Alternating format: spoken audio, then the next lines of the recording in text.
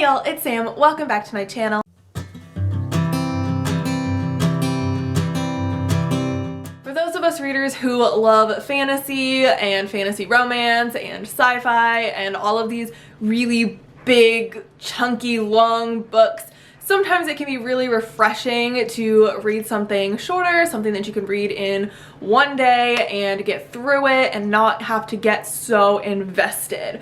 So when I want to take a break from those really long fantasy books, I have a list of short books that I can read in less than a day.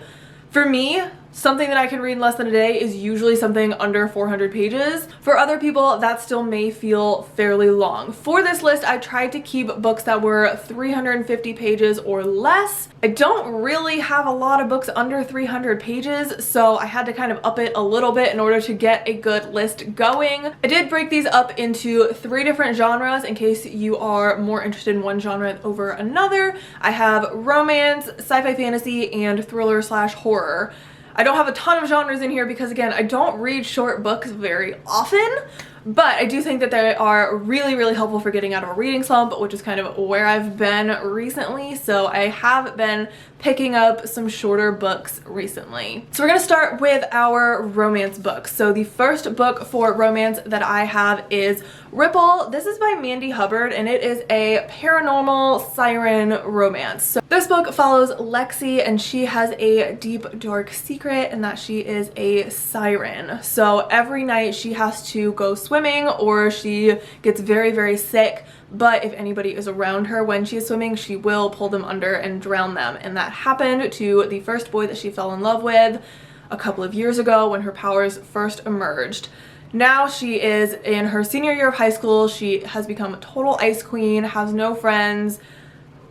Everybody wonders what happened to the boy she was with that night. She's blamed for a lot of things. She's very outcasted. But she starts talking to another boy, and things kind of unravel from there. This is a very, very short book. It's only about 248 pages, and it is a very quick read, but a very cute, very 2008 type of paranormal romance, but in a really cute way. The next book for romance is Chasing Mccree by JC Isabella. If you have seen some of my earlier videos on this channel, you have definitely heard me talk about this book. This is a self-published book, and it is one of my favorite books of all time. This is a high school romance between Chase and Briar, and Briar is a cheerleader from Miami, very rich family, that type of girl, and then you have Chase, who is a cowboy from Montana, who has come to Miami to stay with his mom for a little bit.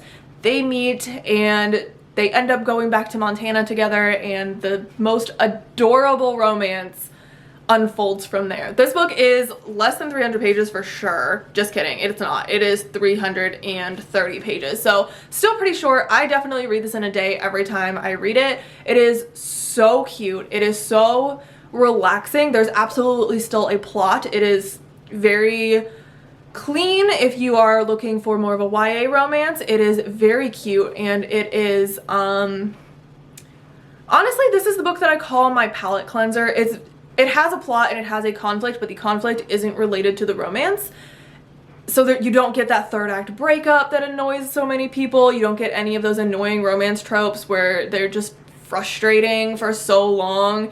They're just strong and steady through the whole book, and it is just so sweet and just such a nice, relaxing read after something a little bit more chaotic. The next book is Surviving Adam Mead. This is the shortest book on my list at 238 pages. So this follows Claire, and she is in her junior or senior year of high school, and her dad is the high school football coach. It's a new school for her, and she meets one of the football players, Adam Mead, but they do not get along at all until they do. Enemies to lovers, high school romance, picking out colleges. Super cute, super fun, very lighthearted young adult read.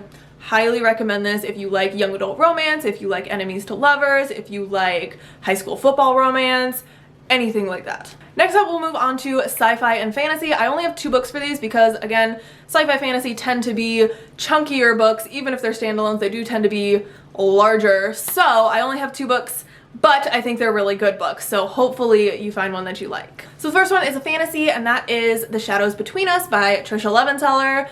I would actually recommend anything by Trisha Levenseller as a shorter read.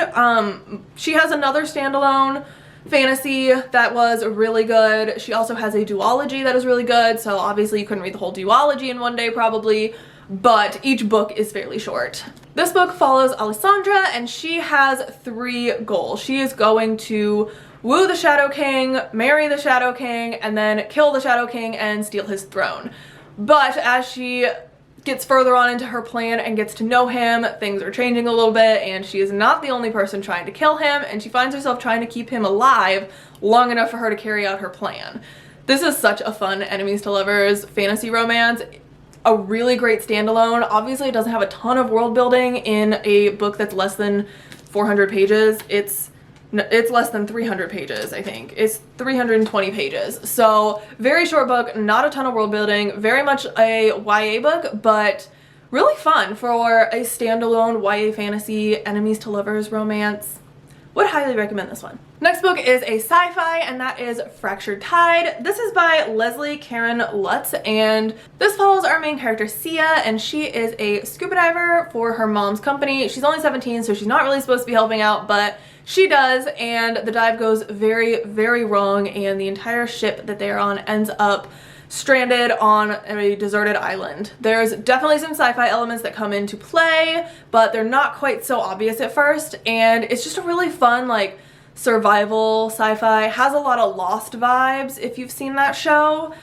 A little bit of cute romance on the side. This is definitely like sci-fi survival first, romance side plot, but still really cute, still really fun. Definitely read this in one day, and honestly I kind of want to read this again. It's been a little bit since I've read it, and I just remember having so much fun when I read it. Alright, the next category are thriller slash horror. I've got 2 thrillers and 1 horror, so we're just gonna kind of break it down from there. So my first thriller that I have is Stranger in the Lake. This is by Kimberly Bell, and it follows Charlotte, who just married a very wealthy widower, Paul, but something is very, very strange about this man. His previous wife was found dead under the dock at their home.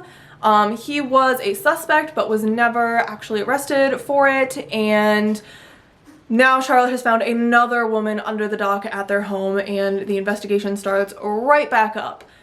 This is a really, really fun kind of like domestic-y, thriller-y type of thing. I don't know that I would call it like a straight domestic thriller. There's a lot of twists and turns that you don't think about when you first read the back of the book, and I thought this one was really, really fun and would highly recommend this if you like thrillers.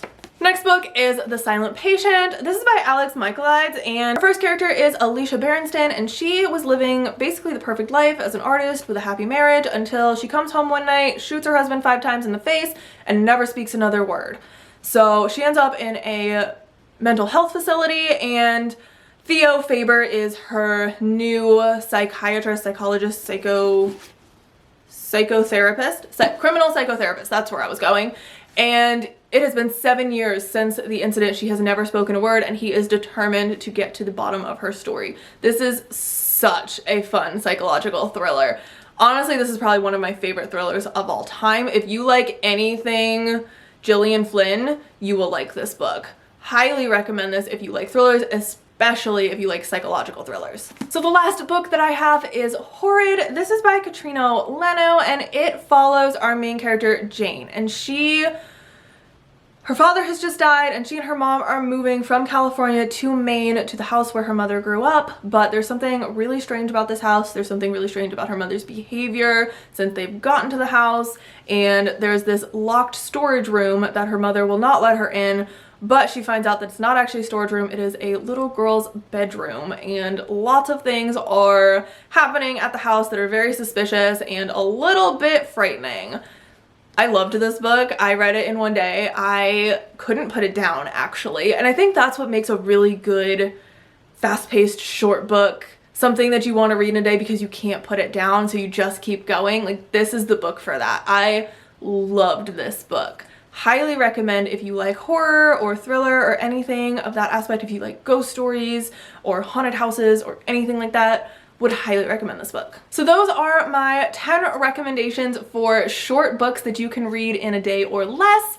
Let me know if you have any short books that you think I might like that I should read. I am always looking for some shorter books to add to my library to break up those big chunky fantasies I read all the time. So if you have a favorite short book, let me know in the comments. Please hit that subscribe button, and I will see y'all in the next video. Bye!